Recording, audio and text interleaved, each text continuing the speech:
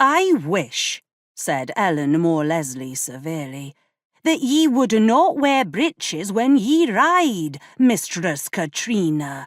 It is ever so unladylike." "But ever so practical," said the beautiful young girl. "Dinna scold me, Ellie, or I'll send ye home to marry that nice farmer your mother's had such hopes of." "God's toenail, you wouldn't."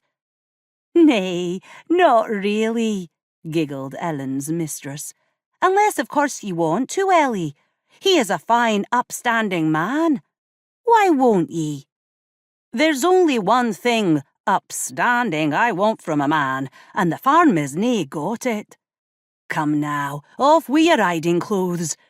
Woof! Ye smell like the stables. Ye know the Earl is coming to dinner this night to help celebrate your birthday. I canna believe ye are 15. I can remember that stormy December night ye were born."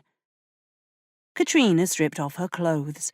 She had heard this story many, many times before.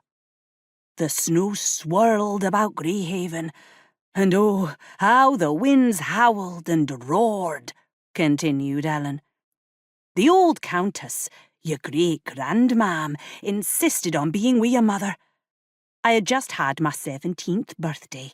I was the youngest of my family and been spoilt something fierce, but as I showed no signs of wedding and settling down, my old granny spoke to her mistress, your great-grandmam, and they decided I should look after the new baby. Old Lady Leslie took one look at ye and said, 'This one's for my laddie Glenkirk.' Sure enough, ye were barely out of nappies when she was arranging your betrothal. If only she could have lived to see ye grown and wed.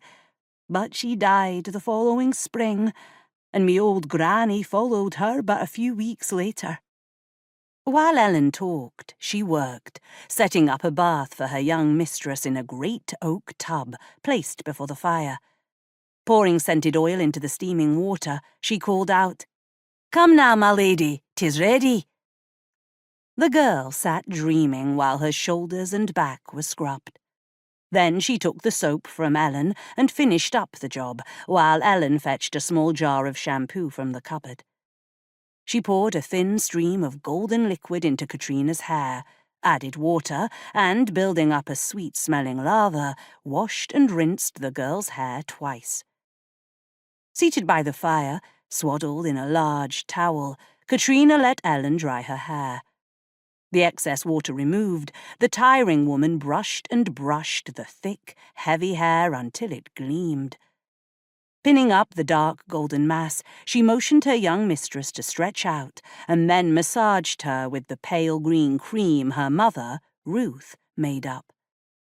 The girl stood up, and Ellen handed her her silken undergarments. She was standing in her petticoat and blouse when her mother entered.